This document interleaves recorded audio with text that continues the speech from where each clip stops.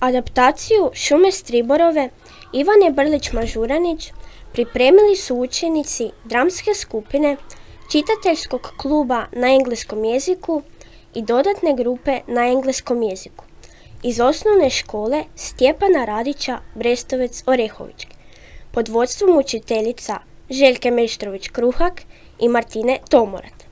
Slike su generirane uz pomoć AI alata Padlet. Slikovnica je osmišljena uz pomoć AI alata Book Creator. Brestovec-Orehovički 2025. godine. Audio slikovnicu snimili su učenici čitateljskog kluba na engleskom jeziku i dodatne nastave na engleskom jeziku. Uloge: Hana, snaha; Nika, baka; Dominik, sin; Jan Stjepan, stribor; Tina, Tintilinić; David, Iva, Nikol, Gabriel i Gabriela, pripovjedači; Iva, Gabriela i David, domaći.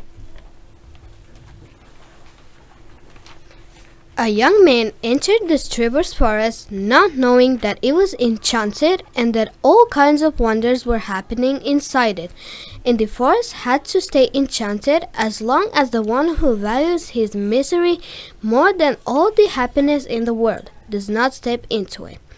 So the man chopped some wood and sat on the stump to rest a bit. A snake came out of the stump in front of the man. A human soul cursed for its sin and malice, and the only one who could set it free was the one who would marry it. My God, what a beautiful little snake! I would almost bring it home, joked the young man. Here is one stupid head who will set me free to his misfortune, thought the sinful soul in the snake, and transformed itself into a beautiful girl. But since she had malicious thoughts, the snake's tongue had stayed in her mouth. Here I am, take me home and marry me, said the snake girl to the young man. So the man took the girl by her hand and brought her home. He was a good man, and he liked her because she was beautiful. Look, mother, your daughter-in-law, said the man when he and the girl came home. Thank God, son, replied the mother, and looked at the beautiful girl. The mother was very old and wise, and she felt that the girl was having a snake's tongue in her mouth, so she warned her son. You chose a beautiful bride, but be careful, son, she could be a snake. The young man was struck with wonder. And how would you, mother, know that she was a snake? You must be a witch! And conceived a hatred towards her. The three of them started living together, but everything was upside down. The girl was rude, mean, and devouring, and the son, he was enchanted by her.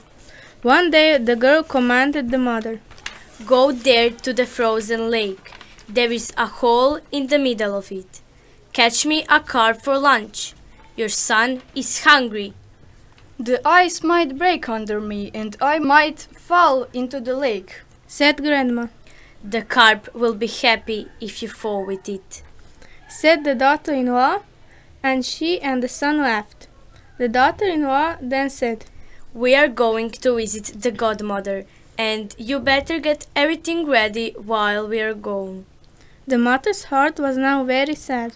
So she went in front of the house, and in the freezing cold she sat on a bench and started praying to God.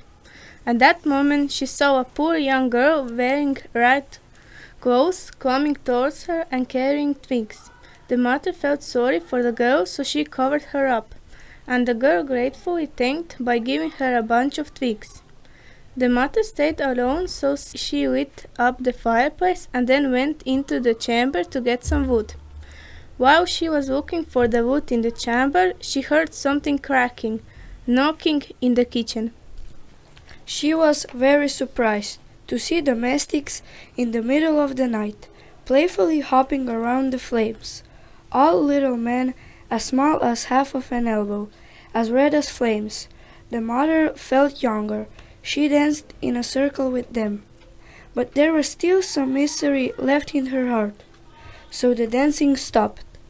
The domestics sat around the mother, who said to them, God's brothers, would you be able to help me see my daughter-in-law's tongue? That way, when I tell my son what my eyes have seen, maybe he will come to his senses.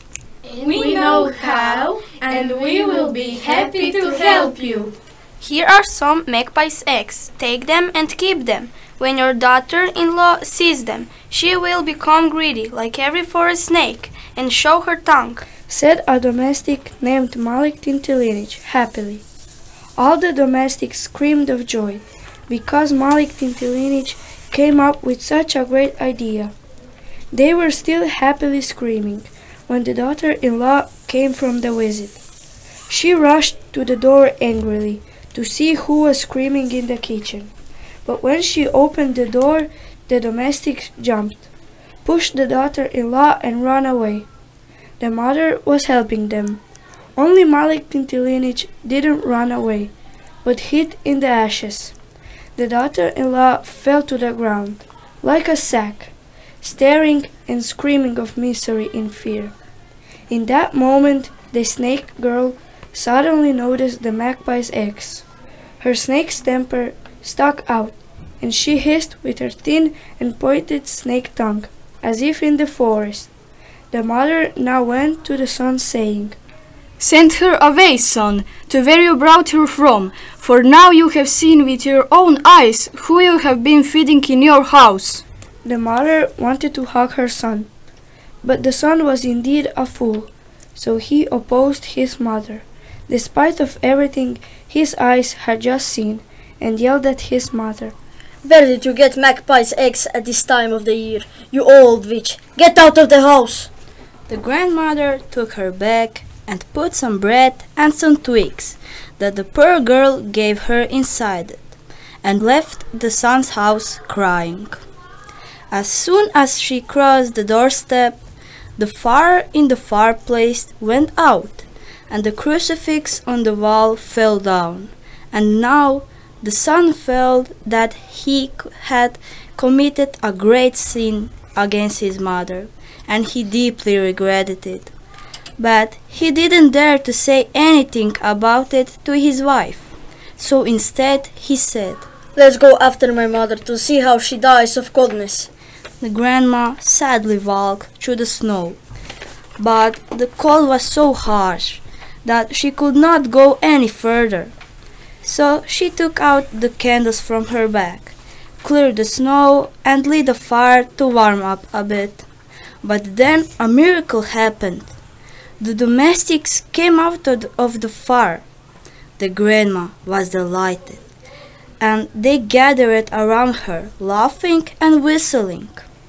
God's brothers, said Grandma, I do not feel any joy. My son banished me. Help me if you can. Malik Tintilinic then said, Let's go to Stribor, our elder. He knows all kinds of advice. They were rushing and hurrying, and far behind them were the daughter-in-law and the son, who could hardly breathe, as they were running after them. So they arrived to the Stribor's forest. Stribor was a forest elder. He was sitting in the middle of the forest, on the chair, in the red raincoat. Help the grandma! She is destroyed by her snake daughter-in-law. The domestic said to the Stribor after they and Grandma had bathed him, Don't be afraid, old woman. Leave the daughter-in-law to live in malice until it brings her back to where she got freed too soon. And I shall easily help you. Look over there in the village fenced in silver. Pass the little fence, clap your hands, and you will rejuvenate yourself right away, says Stribor. The grandma cheered up as never before, ran to the silver fence, but then remembered something else, and asked Stribor, What will become of my son? Don't be foolish, Grandma, said Stribor. How would you know about your son? He will stay in this time, and you will return to your youth. When Grandma heard about this, she paused deeply, bowed to Stribor and said, Thank you, good master, on all the good you give me. But I would rather stay in my misfortune and know I have a son, than you to give me all the goods and treasures of this world in order to forget about my son. After Grandma had said that, the whole forest groaned terribly. All miracles in the Stribor's forest ceased, for the grandma preferred her misfortune over all the happiness in the world. The daughter-in-law screamed and turned into a snake, crawled into a hole. The mother and the son now stood alone in the middle of the forest, one beside the other.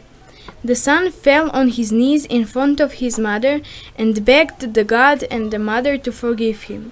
The god forgave him, and the mother did not even resemble him. The young boy later married the poor and dear girl who had brought domestics in their house. Still now they live happily all together, and Malik Tintelinic joyfully visits them in their fireplace during cold nights.